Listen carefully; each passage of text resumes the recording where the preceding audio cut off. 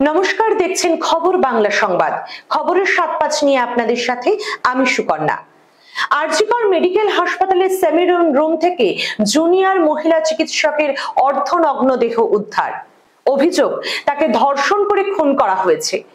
শুক্রবার সকালের এই ঘটনায় তীব্র চাঞ্চল্য ছড়িয়েছে কলকাতার অন্যতম ব্যস্ত সরকারি হাসপাতালে। প্রাথমিকভাবে জানা গিয়েছে, ওই মহিলা চিকিৎসক হাসপাতালের চেস্ট ডিপার্টমেন্টের পোস্ট গ্রাজুয়েট ট্রেনি ছিলেন। বৃহস্পতিবার রাতে কর্মরত ছিলেন তিনি। এদিন সকালে সেমিনার রুম থেকে তার দেহ উদ্ধার হয়। দেহে প্রচুর আঘাতের চিহ্ন ছিল। চিকিৎসকের বন্ধুদের অভিযোগ, তাকে খুন করা হয়েছে। একাংশ আবার বলছেন, তাকে ধর্ষণ করে খুন করা হয়েছে। হাসপাতালের মধ্যে কর্তব্যরত এক চিকিৎসককে কে বা কারা ধর্ষণ করে খুন করলো তা নিয়ে ধোঁয়াশা তৈরি হয়েছে। প্রশ্ন উঠছে হাসপাতালের নিরাপত্তা নিয়েও। ইতিমধ্যে হাসপাতালে পৌঁছেছে বিশাল পুলিশ বাহিনী। রয়েছেন কলকাতা পুলিশ কমিশনার বিনীত গোয়েল। এদিকে বিজেপির আইটি সেলের প্রধান অমিত মালব্য এক্স হ্যান্ডেলে পোস্ট করে অভিযোগ করেছেন, ওই চিকিৎসককে ধর্ষণ করে খুন করা হয়েছে। তিনি লেখেন, কলকাতার একটি শীর্ষস্থানীয় সরকারি হাসপাতালে এক মহিলা চিকিৎসককে ধর্ষণ করে খুন করা হয়েছে। ডিউটি রুম থেকে তার নগ্ন দেহ পাওয়া গিয়েছে। মমতা বন্দ্যোপাধ্যায়ের সরকার অপরাধ আড়াল করার চেষ্টা করছে। কলকাতা পুলিশকে বিষয়টি আত্মহত্যা হিসেবে দেখতে বলা হয়েছে। মিডিয়াকে ঢুকতে দেওয়া হচ্ছে না। তিনি সন্দেশখালী ও চোপড়ার ঘটনা টেনে এনে বলেন, সন্দেশখালী থেকে চোপড়া পর্যন্ত কোনো মহিলাই পশ্চিমবঙ্গে নিরাপদ নয়। ঘটনায় তদন্ত কমিটি গঠন করেছে হাসপাতাল কর্তৃপক্ষ। দেহটি ময়না তদন্তে পাঠিয়ে তদন্ত শুরু করেছে পুলিশ। ময়না তদন্তের ভিডিওগ্রাফি দাবি উঠেছে। আসছে পরবর্তী খবরে। মুখ্যমন্ত্রীকে অনুরোধ করব, মাতঙ্গিনী হাজরার নামে ভুল বকবেন না। তমলুকে প্রতিক্রিয়া শুভেন্দু অধিকারী। ৮২তম ভারত ছাড়ো আন্দোলনের বর্ষপূর্তিতে সকালে তৃণমূলের পরে দুপুরে তমলুকে পদযাত্রা সহকারে মাতঙ্গিনীর মূর্তিতে মাল্যদান করে শ্রদ্ধা জ্ঞাপন করল বিজেপি। উপস্থিত ছিলেন রাজ্যের বিরোধী দলনেতা শুভেন্দু অধিকারী। শ্রদ্ধা জ্ঞাপনের পরে তিনি বলেন, পুলিশ বাবুরা তোলামূল। আমরা আগে সকালে প্রোগ্রাম করতাম, কিন্তু এখন পুলিশ তাদেরকে আগে সুযোগ দিয়েছে। আমাদের দুপুরের সময় দেওয়ায় আমাদের দেরি হয়েছে। মুখ্যমন্ত্রীকে অনুরোধ করব, মাতঙ্গিনী হাজরার নামে ভুল বকবেন না। এর পরের বার যখন শ্রদ্ধা জ্ঞাপন করবেন, তখন শহীদ হওয়ার জায়গার নাম ভুল বলবেন না। পিছাবনি না বলে তমলুক বলবেন। এরপরে তিনি বাড়িকুলের উদ্দেশ্যে রওনা দেন। এখানেও থেমে থাকেননি তিনি। অভিযোগ করেন, রীতিমতো হাইকোর্ট করে বাড়িকুলে মিছিলের সম্মতি আদায় করতে হয়েছে। মাতঙ্গিনী হাজরা শহীদ হয়েছিলেন। আমরা প্রত্যেক বছর ৯ই আগস্ট পালন করি তমলুকের বানপুকুরে, এবং গোটা ভারতবর্ষ জুড়েই পালিত হচ্ছে। আজকে ভারত ছাড়ো আন্দোলনের বর্ষপূর্তি, এবং এক্ষেত্রে অবিভক্ত মেদিনীপুর জেলার সবচেয়ে গুরুত্বপূর্ণ ভূমিকা ছিল। আজকের এই আন্দোলন শুরু হয়েছিল সর্বাধিনায়ক সতীশবাবু, সুশীলবাবু, অজয়বাবু, রজনীবাবু, মা মাতঙ্গিনী হাজরা এদের উদ্যোগে, এবং এর ফলশ্রুতিতেই ১৭ই ডিসেম্বর ১৯৪২ তাম্রলিপ্ত জাতীয় সরকার প্রতিষ্ঠা হয়েছিল। যে সরকার ২২ মাস ১৭ দিন ধরে সমান্তরাল সরকার হিসেবে কাজ করেছে, এবং যে সরকারকে ব্রিটিশ অর্থশক্তি, পেশিশক্তি, রাজশক্তি দিয়ে দমাতে পারেনি, যে সরকার গান্ধীজির আহ্বানে আত্মসমর্পণ করে সরকারকে অবলুপ্তি ঘটিয়েছিল ১৯৪৪ সালে।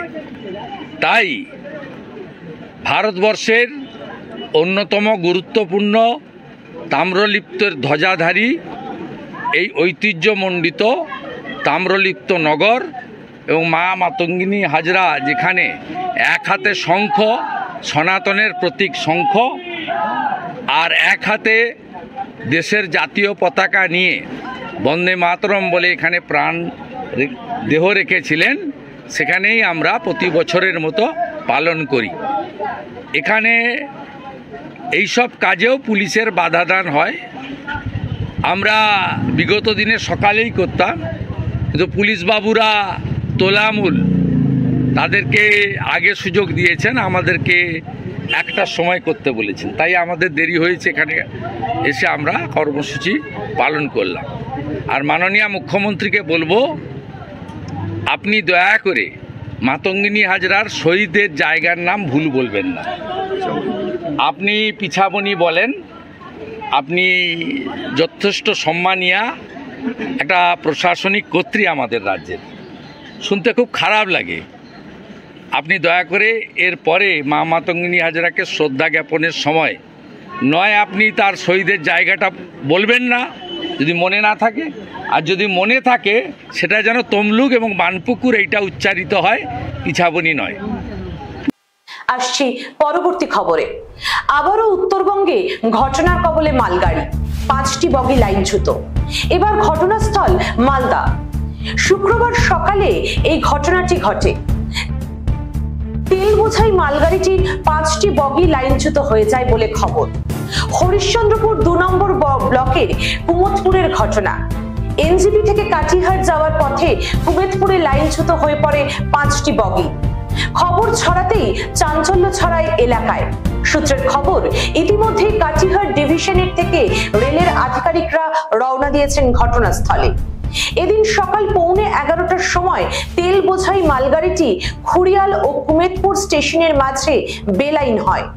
গত কয়েকদিনে একাধিকবার দুর্ঘটনা ঘটেছে রেলে। এই নিয়ে 2 মাসে পরপর 5টি দুর্ঘটনা ঘটল। 17 জুন রাঙাপানিতে দুর্ঘটনার কবলে পড়ে কাঞ্চনজঙ্ঘা এক্সপ্রেস। দুর্ঘটনা ঘটে ছাতারহাট রাঙাপানি স্টেশনের মাঝে।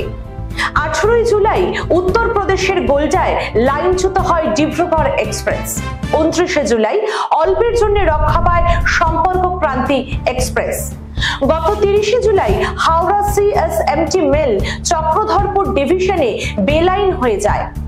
চক্রধরপুর ডিভিশনে বড়বাঙ্গু ও রাজ খরসাওয়ানের মাঝে এই দুর্ঘটনাটি ঘটে। এবার বেলাইন হলো আরো একটি মালগাড়ি।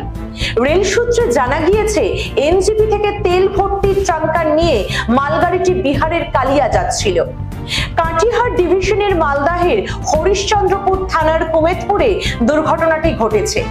5টি কামরা লাইনচ্যুত হয়েছে। জানা গিয়েছে, আপ লাইনে আটকে হাওড়া থেকে নিউ জলপাইগুড়ি বন্দে ভারত সহ একাধিক ট্রেন। ডাউন লাইনেও বেশ কিছু ট্রেন আটকে। ইতিমধ্যে বালুরঘাট শিলিগুড়ি, মালদা নিউ জলপাইগুড়ি ট্রেন বাতিল করা হয়েছে। নিউ জলপাইগুড়ি থেকে মালদাগামী একটি ট্রেনে যাত্রা সংক্ষিপ্ত করা হয়েছে। কিষানগঞ্জ, ডালখোলা, কুমেতপুরে যাত্রা বাতিল করেছে উত্তরবঙ্গগামী একাধিক ট্রেন। চরম সমস্যার মুখে যাত্রীরা। আসছি পরবর্তী খবরে। বুদ্ধদেব ভট্টাচার্যের শেষ যাত্রায় জনপ্লাবন। এনআরএসে প্রাক্তন মুখ্যমন্ত্রীর নশ্বর দেহ। আজই প্রাক্তন মুখ্যমন্ত্রী বুদ্ধদেব ভট্টাচার্যের দেহ দান করা হলো নীলরতন সরকার মেডিকেল কলেজ হাসপাতালে। গতকাল রাতে পিস ওয়ার্ল্ডে মৃতদেহ সংরক্ষণ করা হয়েছিল। আজ রাজ্য বিধানসভায় শ্রদ্ধা জ্ঞাপন অনুষ্ঠান সম্পাদিত হয়। সেখান থেকে দেহ নিয়ে আসা হয় আলিমুদ্দিন স্ট্রিটে। সিপিএম এর সদর কার্যালয়। দলের সদর কার্যালয়ে প্রয়াত বুদ্ধবাবুকে শেষ শ্রদ্ধা জানান দলের নেতা কর্মী সমর্থক থেকে শুরু করে অন্যান্যরা। সিপিএম এর যুব সংগঠনের সদর দপ্তর দিনেশ মজুমদার ভবন হয়ে মিছিল করে এনআরএস এ দেহ দান করা হয় প্রাক্তন মুখ্যমন্ত্রী। নীলরতন সরকার মেডিকেল কলেজ হাসপাতালে চিকিৎসা বিজ্ঞানে গবেষণার স্বার্থে রাজ্যের 3 বারের মুখ্যমন্ত্রী বুদ্ধদেব ভট্টাচার্যের মরদেহ কাজে লাগানো হবে। বুদ্ধদেব ভট্টাচার্যকে শেষ শ্রদ্ধা জানালেন বিরোধী দলনেতা শুভেন্দু অধিকারী। শুভেন্দু ছাড়াও বিজেপির শঙ্কর ঘোষ সহ অন্যান্য বিধায়করাও বুদ্ধদেব ভট্টাচার্যকে শেষ শ্রদ্ধা জানিয়েছেন। প্রয়াত প্রাক্তন মুখ্যমন্ত্রী বুদ্ধদেব ভট্টাচার্যকে শেষ শ্রদ্ধা জানালে সর্বভারতীয় তৃণমূলের সাধারণ সম্পাদক তথা সাংসদ অভিষেক বন্দ্যোপাধ্যায়। বুদ্ধদেব ভট্টাচার্যকে শেষ শ্রদ্ধা জানালেন অধ্যক্ষ বিমান বন্দ্যোপাধ্যায়, শোভনদেব চট্টোপাধ্যায়, ফিরহাদ হাকিম, মলয় ঘটক সহ রাজ্যের অন্যান্য মন্ত্রীরা।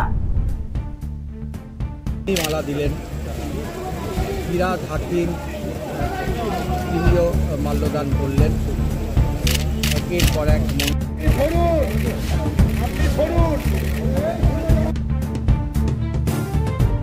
আসছি আবহাওয়ার খবরে।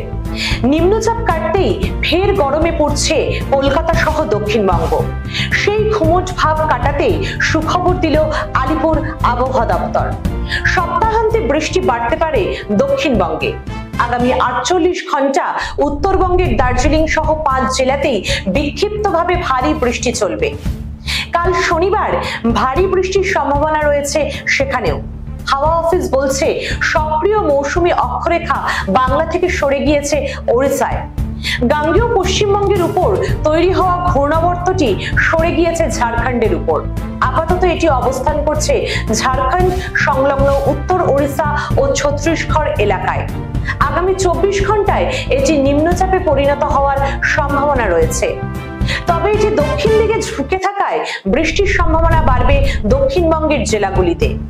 শুক্রবার বৃষ্টির সম্ভাবনা কম থাকলেও বিক্ষিপ্তভাবে বজ্র বিদ্যুৎ সহ হালকা থেকে মাঝারি বৃষ্টিপাত হতে পারে। বেশি বৃষ্টি হওয়ার সম্ভাবনা রয়েছে বীরভূম, পূর্ব ও পশ্চিম বর্ধমান, পুরুলিয়া, বাঁকুড়া, হুগলি এবং পশ্চিম মেদিনীপুর জেলাগুলিতে। শনিবার দক্ষিণবঙ্গের প্রায় সব জেলাতেই ভারী বৃষ্টির সম্ভাবনা। ভারী বৃষ্টি হবে দক্ষিণবঙ্গের 6 জেলাতেও।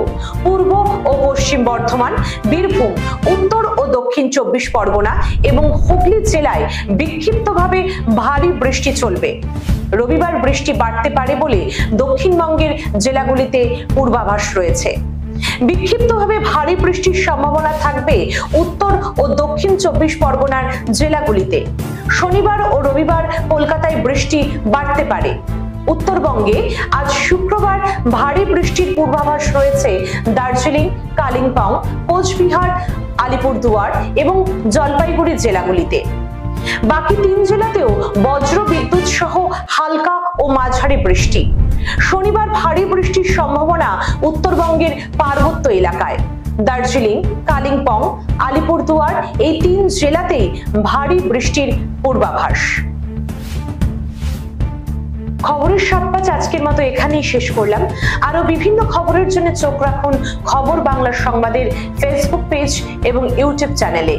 এছাড়াও আমাদের ওয়েবসাইট www.খবরবাংলাসংবাদ.in এর পর্দায় খবর বাংলা সংবাদ, খবরের সাথে থাকুন সর্বদা আপডেটেড।